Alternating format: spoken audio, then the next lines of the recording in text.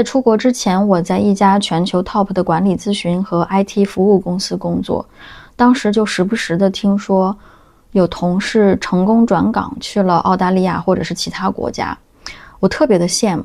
但同时又感觉我自己的工作好像不太有跨国转岗的机会。但是没想到10几年的今天，我竟然做到了，只是并不是从国内转到国外，而是从北美转到欧洲。如果我当时能够有今天的视野，也许我的愿望会更早实现。今天我就来聊一聊我转岗之前和之后的工作，以及是哪些因素促成了我这次转岗成功。我的工作简单来说就是人力资源 HR，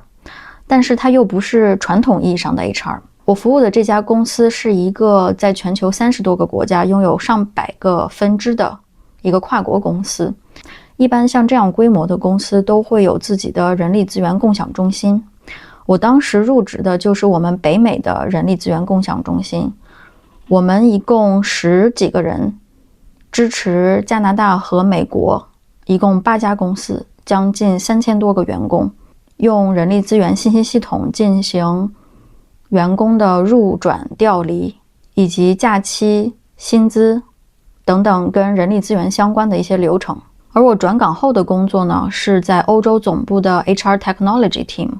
主要负责的就是人力资源信息系统的设计、配置以及技术支持。这个职位并不需要你拥有 IT 背景，像我们团队80%的人都没有 IT 背景，我和我另外一个同事都是旅游管理专业毕业的。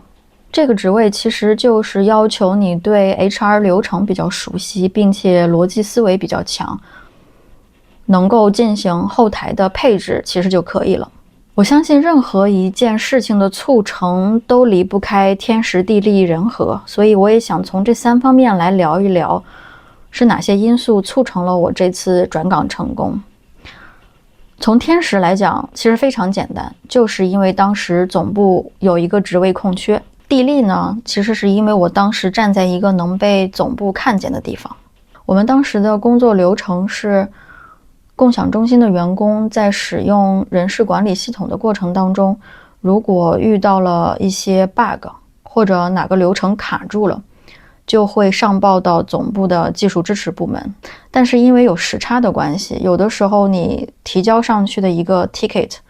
要到1到2天之后才会有回应，所以我们每次都会在提 ticket 之前先进行一次内部讨论。如果这个问题能够在内部解决，也就用不着上报了。我虽然没有 IT 的背景，但是我好像天生对于操作系统比较敏感，上手比较快，所以大部分的问题在进行内部讨论之后，我都提出了解决方法。所以久而久之，我们团队的成员就形成了一个习惯，当他们遇到问题的时候，并不是第一个想到去上报总部，而是先来问我。如果我确定了这个不能解决的话，我们才会上报到总部。之后我就变成了我们团队和总部之间的一个桥梁，很多我们不能解决的 case 都是由我直接跟总部去沟通的。所以这就是为什么我会说我站在了一个能被总部看见的位置上，也就是所谓的地利。那关于人和呢，这个故事就稍微有点长了，也是我反直觉操作的一点。我相信大部分的人对于内部转岗这件事情都是抱着一种等待的态度，就是等着内部放出一个适合自己的机会，还会考虑是要先和自己的 manager 聊，还是要先和对方的 manager 聊。因为如果一旦对方不接受你，而你先跟自己的经理聊了，你会担心两边都不讨好。我并没有想这么多，我是在机会还没有出现的时候就已经跟我的经理说了。和大部分的公司一样，我们公司也会进行绩效考核，就是 performance review。而在这个之后呢，就是你个人的发展计划。这个阶段是你应该跟你的经理聊你未来3到5年的职业发展路径，然后你的 manager 就会根据你的职业发展方向给你提供更多的培训或者是工作机会。而我呢，就是在公司的第1年 performance review 之后，在跟我的老板谈 IDP 的时候，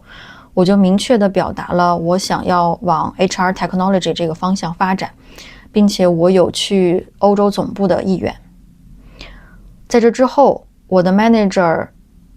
也确实给我提供了这样的机会。每当总部需要我们共享中心提供一个人去帮他们搞一些临时项目的时候，他都会 nominate 我去，所以我也有了更多跟总部的人合作的机会。而且在跟总部的人合作的过程当中，我也会告诉他们，我希望能够去总部工作。所以当总部的那个同事他提出离职了之后，在这个职位正式发布之前，我的 manager 和我想要去的那个部门的 manager， 他们俩几乎已经暗暗决定我是一个合适的人选。后来这个职位还是正式放出来，并且我有其他的2个竞争者，我们3个一块儿参加公司内部的3轮面试，最终定了我。我觉得其实除了前边的天时地利和人和以外，还有最重要的3点，就是首先你确实是在工作技能上是符合标准的，其次就是你要有一个认知够高的经理，他懂得怎么样去培养人才。第3个就是你的公司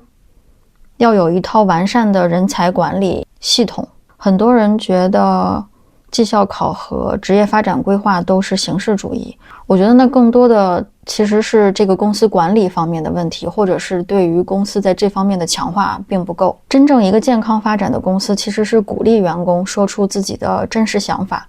并且帮助员工成长的。我有很多朋友会说我只是幸运，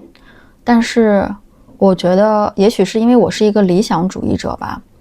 我觉得我怎么看待这个世界，这个世界就会以什么样的方式来回馈我。这让我想起炼金术士中的一句话，当你真心渴望某样东西，整个宇宙都会联合起来帮助你。我觉得这句话重点不在宇宙能够帮你实现愿望，而是你真的渴望某样东西。当你的愿望足够清晰、真诚和深刻的时候，你才会更专注你的行动，并更敏锐地发现你身边的机会，也更有勇气面对困难。当你认真前行时，你自己以及你周围的环境都会来配合你。我希望一直看到这里的你能够接受我最真挚的新年祝福，祝你2026心想事成。如果你也觉得人生在任何阶段都可以重新开始，也许你会对我35岁才去加拿大留学，40岁又搬到西班牙工作和生活的经历感兴趣。之后我会分享更多我的真实经历和人生感悟。我们下期再见喽。